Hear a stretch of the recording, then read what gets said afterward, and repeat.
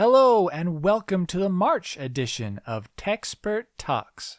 I'm Troy Rainey and I'll be your host for today's session.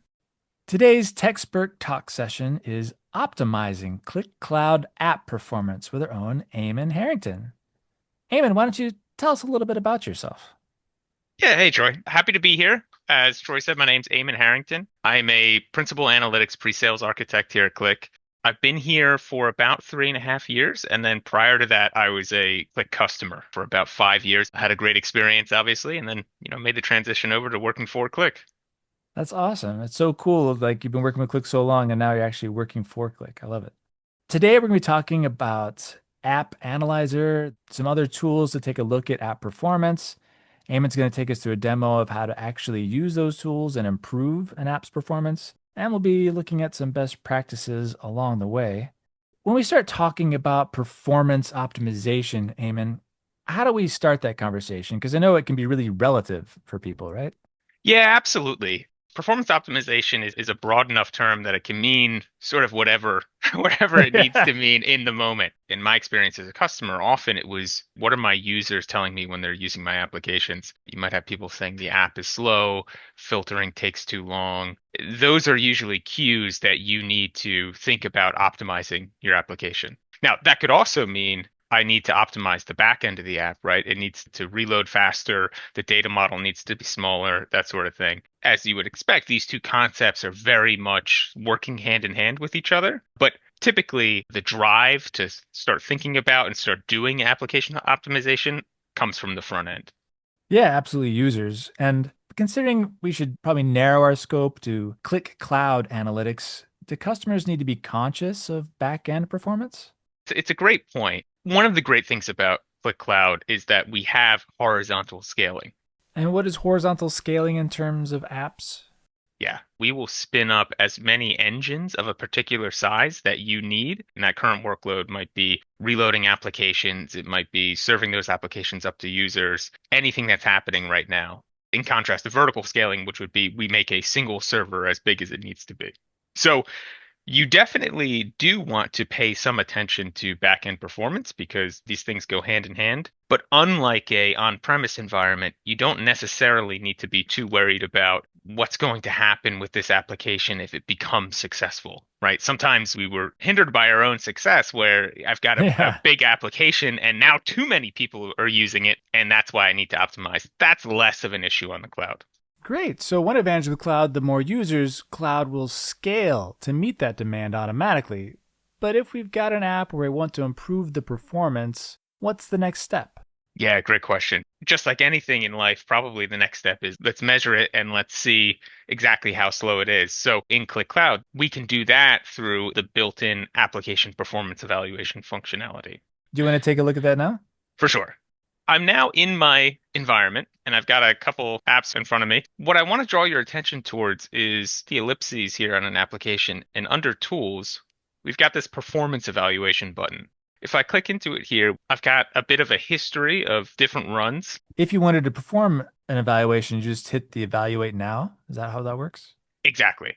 And I see we've had errors on all of those. Exactly. This application is actually performing so slowly for this to even totally finish. But the good news is that we do get the results up to the point where things failed. So under info, how large the application is, how many rows are in the data model, how many sheets. But importantly, under results, okay, someone was telling me that this was slow to open. Let's actually look at the sheets by load time. Okay, so it was able to get through some evaluation before it failed. Absolutely, yeah. It got through enough to let us know that this is a big issue, right? 45 seconds for a single sheet is, That's an eternity. yeah. And better than just the results of the sheet, we can drill in and see which are the individual objects that are really driving this load time. The whole sheet didn't take 45 seconds to open. Really, this user reviews object took 45 seconds. Whoa. This is even more granular so that we know exactly where we should be looking. That's awesome. So that really helps you drill in and find the problem areas where you can continue to troubleshoot what's going on there. Exactly. All right. So this app that you've done the evaluation on, what is this app and what is it supposed to do? We got user reviews, user tips. Can you tell Yeah, us quickly, like high level, what kind of app this is? Yeah, absolutely. Probably always useful to set some context, right? This application takes business review information. You can think of places like Yelp or Google reviews and aggregates it all together. So this is just Okay. publicly available review information. How is it rated? Who rated it? That sort of thing. All right. So that performance evaluation tool that's built into Qlik Cloud told us a lot already. After you run that evaluation and identify some areas that beg for some more attention, what would you do next? I would jump into the app analyzer. The Right. interface is all measured by the application performance evaluation, which we just saw. But then a lot of the performance issues could also come from the data load side of the house. If I've got a data model that's just really out of control, that's going to slow everything down. So the next tool I want to look at before we open up the app itself is, as you said, this app analyzer. And where can you get the app analyzer? Where does that come from? Yeah, good question. The App Analyzer is a monitoring app that you install in your tenant. Okay. The good news is that it's extremely easy to install. It actually has an automation template that just deploys the whole suite of applications for you. So if I come into an automation and I search for a monitor, I can find the Qlik Cloud monitoring apps deployer. If you want some more information, there's a community article here. There are several other applications that monitor all sorts of different telemetry information about your tenant. Probably a lot of you on the call are already familiar with these, but if you're not, I would say number one piece of information, go get the monitoring apps. No, this is great. And it gives you a whole suite of monitoring tools. And it's good to run this occasionally because I know we just came out with an update to the App Analyzer tool that takes a look at deprecated objects as well. So it's a good idea to run this. Can we take a look at the App Analyzer, see what it can tell us? Yeah, absolutely. Here's the app analyzer. We've got several sheets here. I'm going to be focusing on this metadata analysis sheet. There's a lot of other information in here as well, including Hmm. the deprecated charts improvement. Even the stuff like, hey, who's using what application? How long are they using Ooh. it for? All that sort of stuff. If we jump into the metadata sheet, I've already got this filtered down on the application that we're looking at. What sort of things stand out to you here? What should we be looking for? Really, I want to be looking for things like, are there individual fields that are taking up a lot of memory? Like, are there any outliers that just immediately stand out to us? So if we hover over these top two items in our field memory, our number one field is date, which is Uh-huh. always a bit of a red flag. So what that usually means is that you've got a date with a timestamp that you may or may not need. Okay, let me just make sure I understand what I'm looking at. In that chart, it's showing you the amount of memory that each field in the app is using, and the top two there are using more than most, and the top one is actually just a date field. Exactly. And the tone of that Yeah, end of the sentence surprise. is correct. Yeah. It's certainly there would be occasions where this would make sense. Maybe the analysis I'm doing is down to the millisecond, but even then, what I would want to do is break it out into Ah, two fields.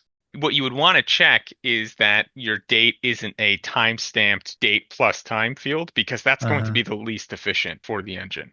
Right. And this is an app that's looking at user reviews. So the exact second that a review came in maybe isn't that valuable with the data Exactly. set. All right. Exactly. Exactly. Yeah. Which contrasts to the number two field, which is the reviewer tip text, which is the actual review. This is the All right. I went, the salad was great, 5 out of 5. It's not a situation where we're just going to chop everything down, but definitely that date field is a red flag we should be looking at. Okay, and just to understand some of the KPIs listed here, at the top we've got app RAM footprint. Could you explain what that means? Yeah, so the RAM footprint is the total quote unquote size of the application in RAM. The larger that number is, the more taxing it is on the engine. Of course, sometimes you just need to analyze a lot of data, and it is what it is. We can make some improvements to bring that number down. And Okay, as that number decreases, the performance is going to increase. that makes sense. All right, so it's helped us identify a field we should take a look at. And also with that performance evaluation, we've seen a sheet and more specifically an object we should take a closer look at. Yep, So is it time to jump into the app? I think it is. This reviews and tips. It was the sheet that took 45 plus seconds to open, right? Exactly, yeah. So let's just attack this head on. All Now this right. might be a little faster than 45 seconds because it was cached already, although it's not that much faster.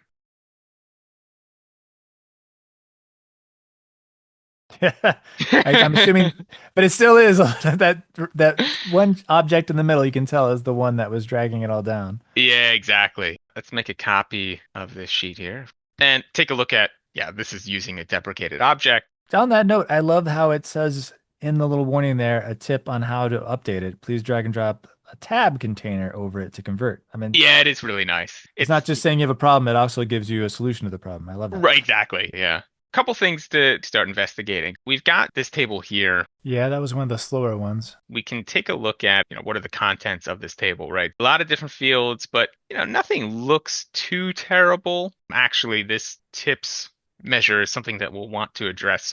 I have a question about this because my background is in Qlik support, and I just know from experience that if statements tend to be kind of red flags. Would you agree with that? Are if statements a problem when they're kind of in a nested expression like this? They definitely can be. I think there's two things happening here. One, you've got some expressions that are less than ideal, right? And you're Okay. right. Like an if statement, to me, an if statement is always an example of something that you could have done this on the back end. Ah, right. And actually, there's quite a few if statements in here, so that's not good. Combined with there are so many records in this table that a small inefficiency becomes a big inefficiency. Hmm. I'm showing every single user. I've got a ton of data in this. And even their user yelping since field is timestamped, Yeah. which doesn't matter that this person joined at 2:19 p.m. That's kind of In 33 irrelevant. seconds. Right, Yeah. right, right. So there's a lot of improvements to be made just by moving some of these front end things to the script. Is that what you're saying? Yeah, so it's a two-pronged approach. First Okay. thing would be let's add in a calculation condition so that we don't have to load the whole table for this sheet to finish loading. Right. You This said it had this like every record in it, so you don't have to load every record. exactly. You have to select something in the data model to then get this user details table to load.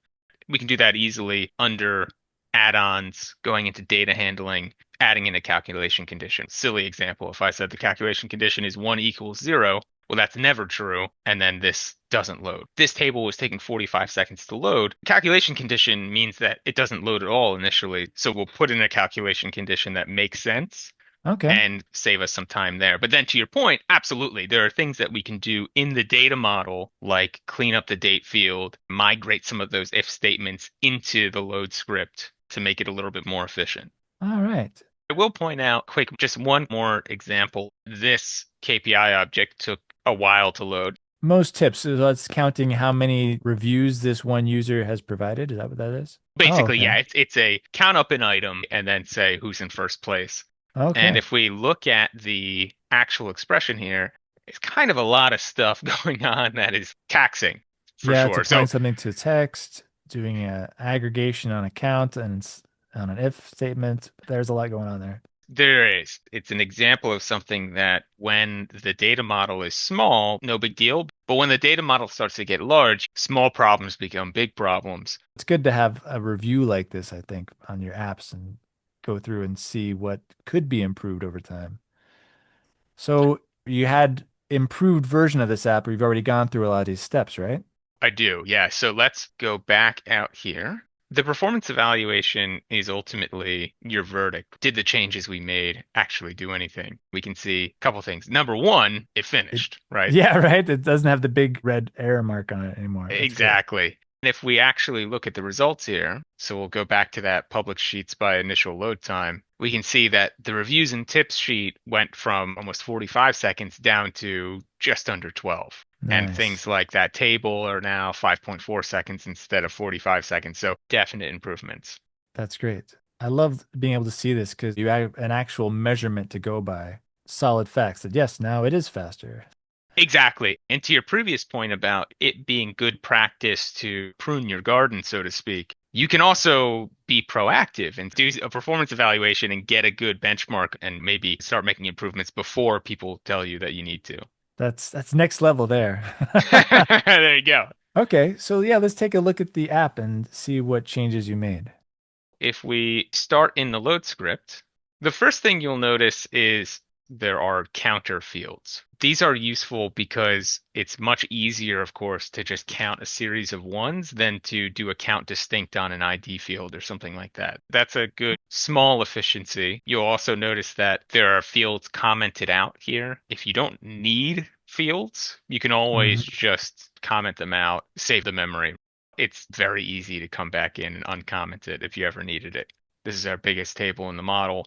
Changes here. First and foremost, we got rid of the timestamp on the date field. So we All right. floored the date. Floor is going to convert this to a numeric value, and the date is just going to convert it back to a date field. That's going to save us huge amounts of field memory that we saw from the app analyzer. All right. So that converted that big long timestamp date to just a plain old day, month, year date. Exactly. Similarly, a lot of those if statements that we saw are now moved to the load script itself.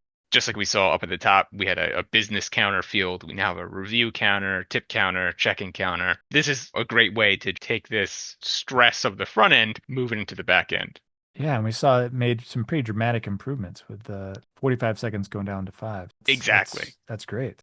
Yep. And then thing on the user create date there, and then a couple of final items here. So auto numbering ID field is very useful. Basically, this is Okay. going to take an ID field, which might be a long alphanumeric field, and just auto number it. So the first value that appears is one, the next value that appears is two. What you're gaining there is the efficiency of having smaller values in memory and then retaining the field relationships. Right. So it provides the same function, but with a much smaller data set. Exactly. That's smart. And then on the front end, All right. eh, So, like you said, it's got that message now. Please make a selection. exactly, yeah. So we're looking for a user to make a selection here. If I Sure. wanted to only look at reviews that got 5 stars, I can make a selection. And now, it's still going to take a second or two to load, but it's a lot faster because it's pulling in so much, fewer data. Nice. But everything, the whole sheet loaded a lot quicker, and Absolutely. the date field I saw was much smaller. Those if statements have been pulled out. It's just performing better. That's really cool. It's a lot more efficient, it's a lot faster, and then to just kind of show you exactly what did we do. Remember talking about this, I put 1 = 0, which is of course not good. This is a much better statement here, right? There you go. Basically, get the current selections, and then as long as it's something, display the table. That's a great expression. So as long as they've made a selection, any selection, it will populate, but otherwise don't. Great. Exactly. And then we saw this KPI up here, which was a little rough. We made it into a master measure, which is actually a really good thing to do. But let's show how we changed it. Before we had switch a value into text, the if statement in there. We got rid of those and performance is much better. All that calculation had been moved to the back end, so it's already done when this sheet loads. Exactly.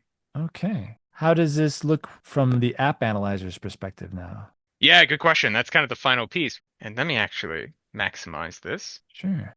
So we can see that the review text, that's still the same, but our date field is now 0. So it's obviously something, but it's But rounding dramatically, down. because Yeah, it went from being the largest field in this app to the fourth smallest almost. exactly. Yeah. So big improvement there. And if we look at the overall base RAM, it used to be around 2.5 and now it's 1.3. Big improvement.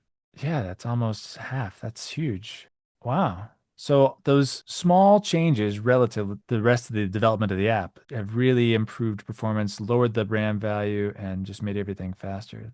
That's incredible. And these two tools, the performance evaluation and the app analyzer, helped you identify where those changes could be made. Is there anything we need to know about the app analyzer that's important for people to be aware of? I would just reiterate what you said before. It's always a good idea to check the automation and make sure that there isn't a new version out there. There's a lot of great information beyond the field memory. And then one thing that we didn't talk about is the cardinality of a field. How many distinct values are in a field? The Oh, more okay. distinct values there are, the less that field can be indexed down and made smaller in memory. Sometimes, like review ID, the fact that there's almost 10 million values, sometimes it is what it is.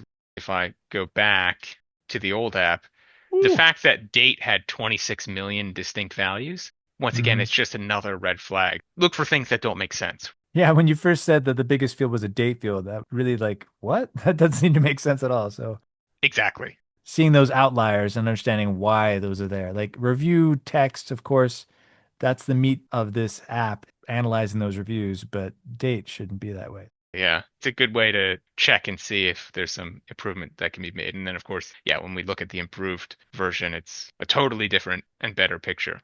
Awesome. Now it's time for Q&A. Please submit your questions to the Q&A tool on the left-hand side of your On24 console. A few questions have already come in, so I'll just read them from the top. First question, how many reload tasks can Qlik Cloud run concurrently, so at the same time? Yeah, it's a good question. So that is actually a function of your license. Qlik Cloud Analytics comes in a couple different tiers.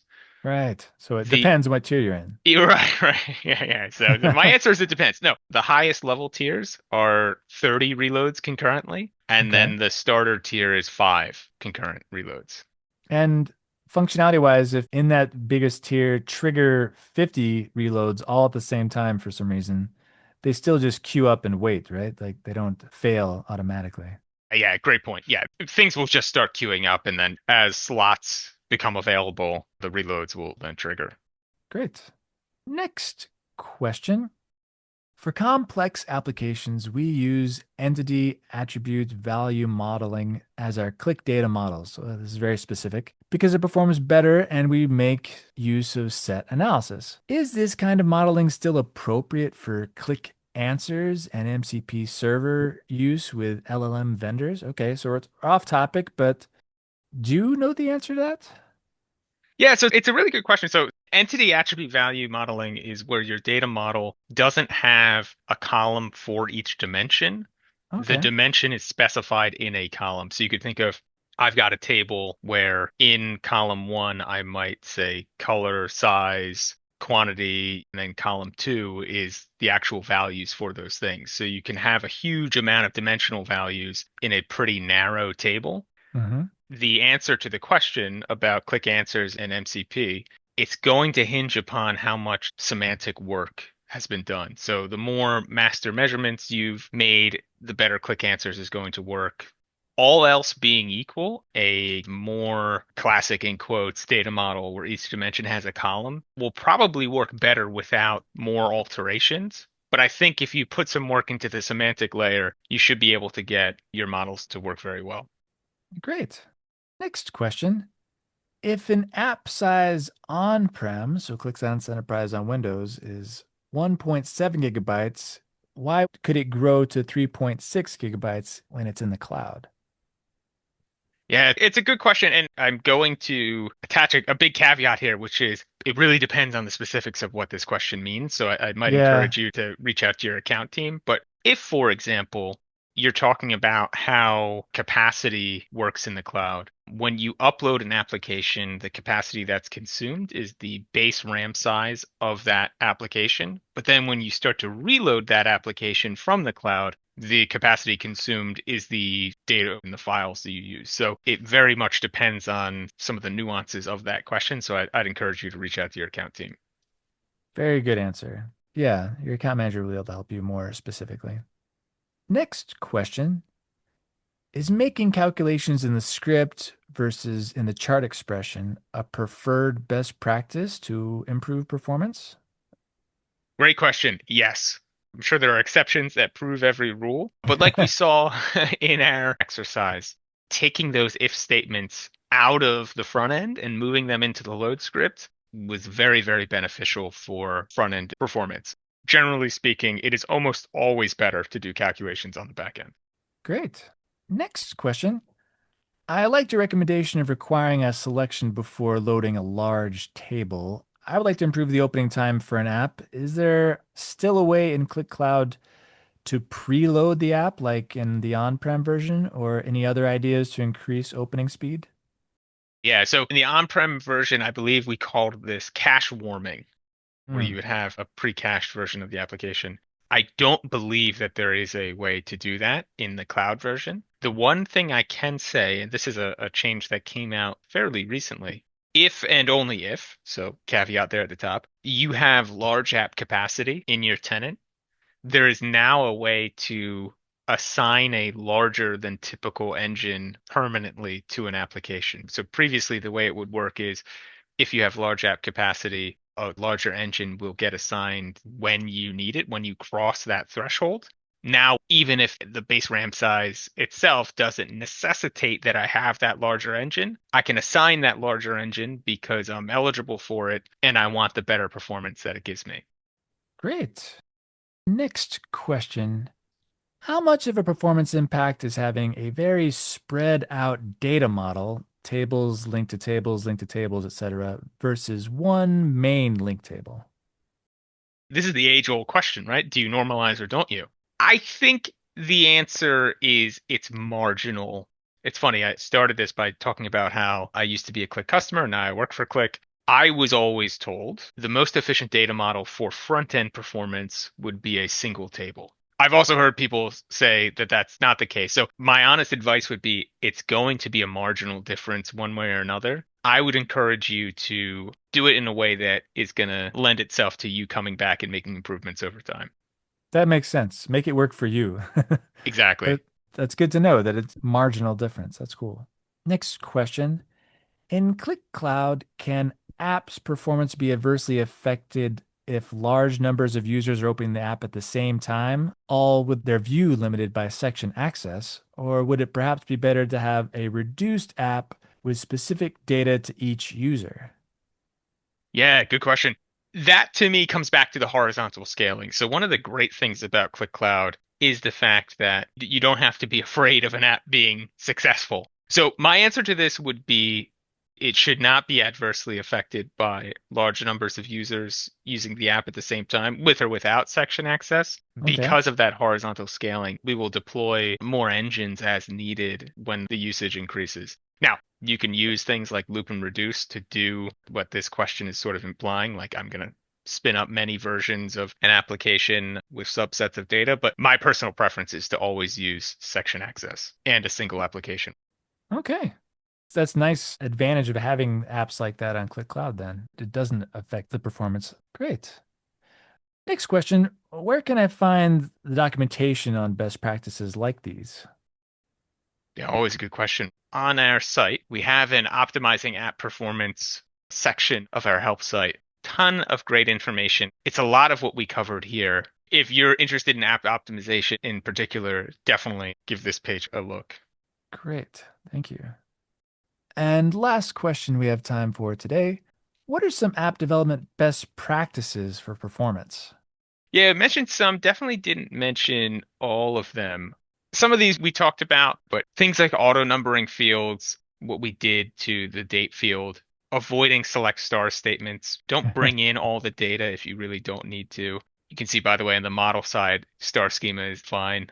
Using QVDs is something that we didn't talk about at all, but it's actually very worthwhile because QVDs are read optimized. So the actual load speed is going to be increased when you use QVDs. And then on the front end, a lot of this are things that we talked about, but offloading calculations to the load script and where you can is probably your biggest improvement. And then looking for expressions that are a little out of control, right? We had the one where we were using aggr statements with ifs. Those sorts of things have their place, but Hmm. definitely best to avoid them if you can. Those are great tips, and I'm sure they'll be really helpful for people. And it's great seeing it demonstrated that you had that complicated, lots of calculations going on in one, and you move it to the script, and suddenly everything improves. That was great. Well, Eamon, thank you so much for this. I really appreciate the time going through and actually seeing all these ideas and practices applied to an app and seeing the dramatic improvement that it can make on just a simple app. That was huge. I'm sure this will help people in the future and learning about what tools are available. So thank you so much. Yeah, absolutely. Thanks for having me. And especially thank you for everyone who attended. Hopefully it was worth your time. Thank you for the questions. I would certainly encourage everyone, take a look at the performance evaluation, take a look at the app analyzer and the monitoring apps as a whole. And certainly if you've got a need to optimize your apps, the tools are in front of you and happy hunting, so to speak. Thank you, everyone. We hope you enjoyed this session. And thank you so much to Eamon for presenting. We always appreciate having experts like Eamon to share with us. Here's our legal disclaimer. And thank you once again. Have a great rest of your day.